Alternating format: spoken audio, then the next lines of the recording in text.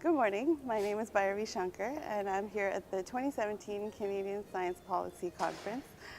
This morning, Bonnie Schmidt is joining me from Let's Talk Science. She is the president and founder of Let's Talk Science. Good morning. Good morning. Thank you for joining us. It's great to be here. So tell us what you do at Let's Talk Science and what makes it unique. Yeah, well, Let's Talk Science is a national education and outreach organization, and we focus on engaging young people, preschool up to grade 12, students and teachers in STEM-based learning. We believe really deeply that it's not just about creating more engineers or more scientists, but that by engaging children and youth in scientific exploration and inquiry, they build the skills that we need for the next generation. So what have you seen as some of the challenges in trying to engage the next generation, in fact, and what do you think about options or solutions and how to go about it? Well, Let's Talk Science was founded nearly 25 years ago, and over that time frame I've seen just an amazing evolution, both an interest in science and a desire from the school system to work with partners. So we spend most of our effort in schools. We work with 46 universities and colleges. We deploy thousands of graduate students, undergraduate students, postdocs, researchers who go into schools. And there has been a tremendous acceptance of the scientific community going in and working with schools. So I think our biggest problem is scale. Our biggest problem is finding enough time, enough people to actually get to see all the people that want us to come in. Wonderful. That sounds very exciting. It's a good problem. Yeah, Yes. it's a good problem. And I gather Let's Talk Science is a national program. Yeah, Let's Talk Science serves teachers and kids in all provinces and territories. And in addition to the programs that take our volunteers right into schools, we do professional learning programs for educators, and we have online programs and additional learning resources that they can use in the classroom.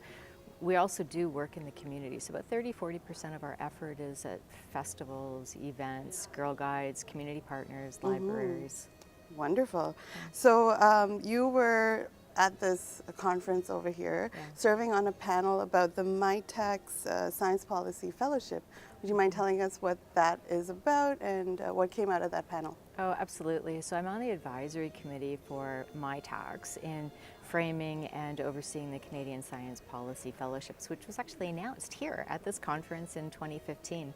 We've just come through our first cohort, and so today the panel that we had here was to take a look at the lessons learned with our first year cohort. It was fantastic. The session was really well attended. We placed, I think it was 10 or 11 fellows in federal departments this past year, and in the current year we've actually expanded the program to include the BC government. Wonderful. So during the session we learned about some of the placement opportunities. We learned how we can improve the program so that the government departments, MyTax and the fellows have even stronger, tighter relationships and can do even bigger and better things. So can you give us, if it's maybe one or two examples of some of these fellowship projects or placements? Right. Well, we heard about one fellow who was placed in defense, and she did a very interesting project looking at different issues from the Defense Department, and she kept coming back to talking about the impact that she felt in working. So having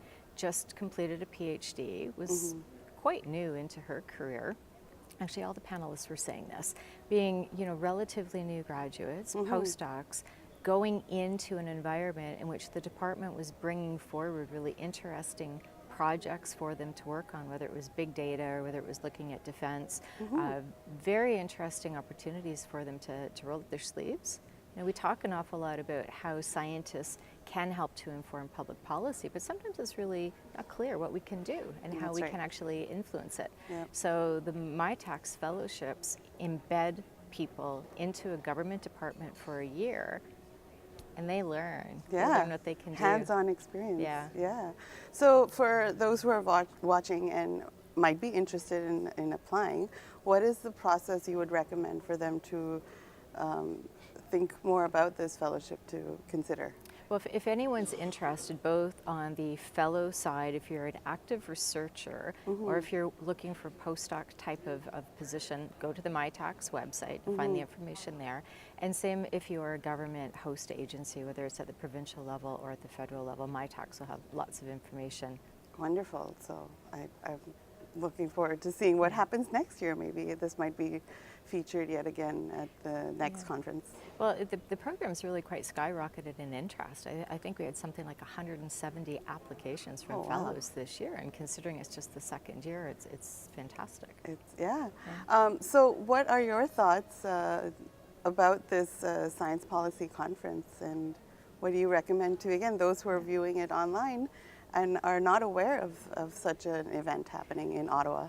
Well, if you're a policy wonk at all, it's definitely the place to be. I think I've only ever missed one out of the 9. It's a great meeting where people come together to explore opportunities for science, scientists, research, policymakers to get together to talk about very important issues of our time. It's become the place to be on an annual basis, and I really enjoy being here and actively part of panels and workshops that are offered. So thank you for your time once again, for joining us this morning. For people who want to know more about Let's Talk Science or events, where would you recommend they check it out? Please visit letstalkscience.ca. Okay. Thank you. Thank you.